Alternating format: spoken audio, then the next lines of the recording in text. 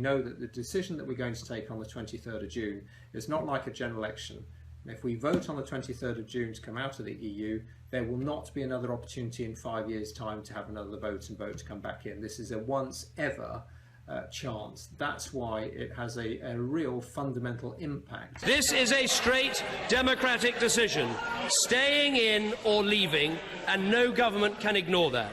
Having a second renegotiation followed by a second referendum is not on the ballot paper.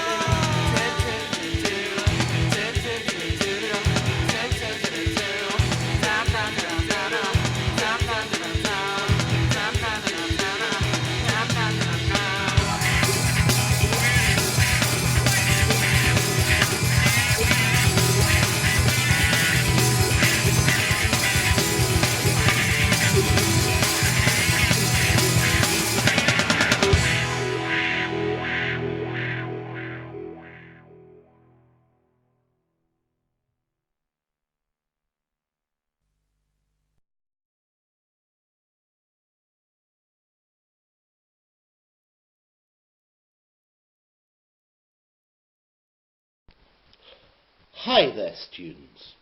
Have you ever been in a position where you think you've done what somebody wants? You think you have fulfilled their requirements, and then they move the goalposts?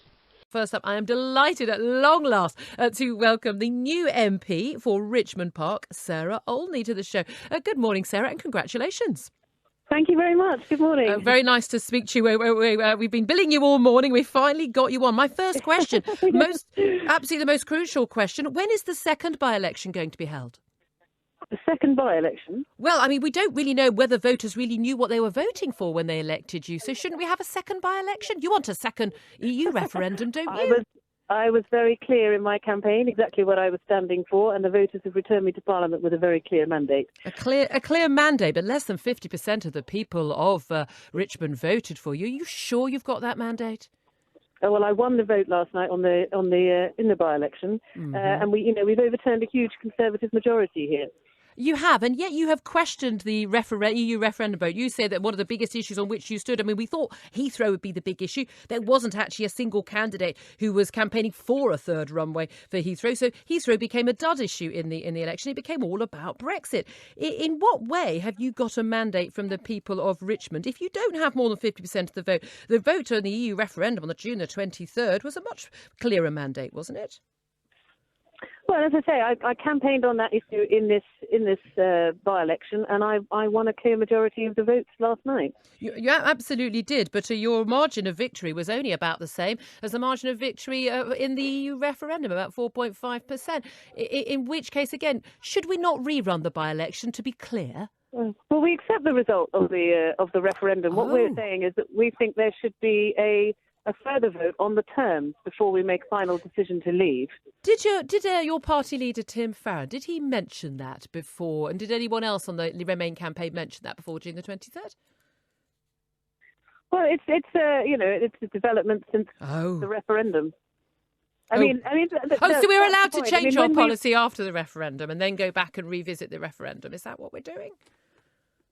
Sorry, I missed that. Well, I'm just a bit confused because when we had a Remain campaign, we had a Leave campaign, just as you've run a campaign, Zach Goldsmith ran a campaign, Christian Wormoff, the Labour Party, voters knew what they were voting for in your by-election. They knew what they were voting for in the EU referendum.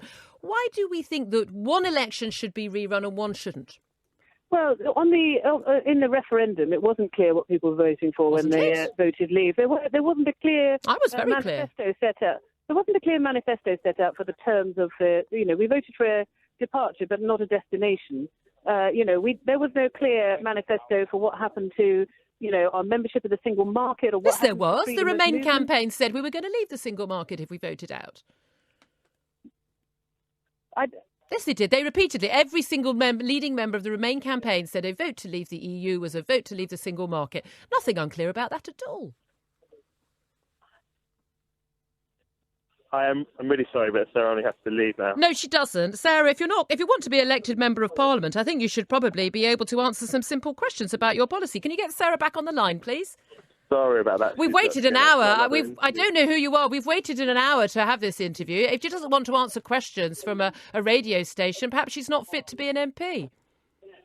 Yeah, I'm very sorry. She's got another interview now. Has she got another interview now? That's funny because she was booked in for this time.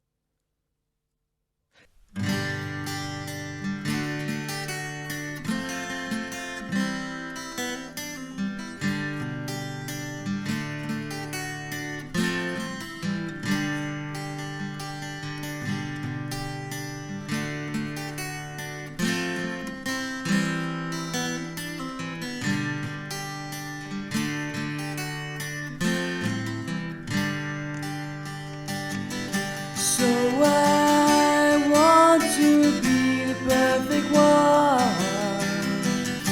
You can't believe that I want to be the sun. No one can be everything they want to be. I want to feel satisfied with me.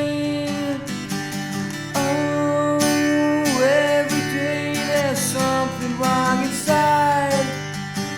You know I need some help revitalize my pride. Please take a mirror away from me tonight. I bleed when I see that nothing that I do is right. So I want to be the perfect one.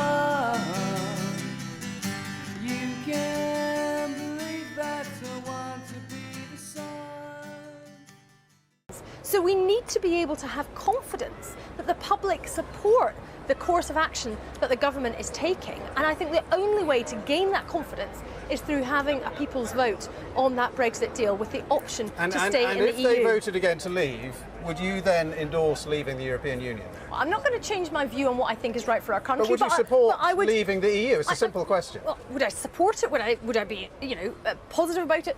I'm not going to change my fundamental beliefs. Would you vote for it in Parliament? No, because I was elected on a firm manifesto pledge to fight for Scotland's place in the UK and the UK's place in the European Union, and that's what Liberal Democrats are here to do. That is the mandate that we have. But even if the people spoke twice and said they wanted to leave twice, you would still oppose that? I'm going to do what I was sent here to do, which is...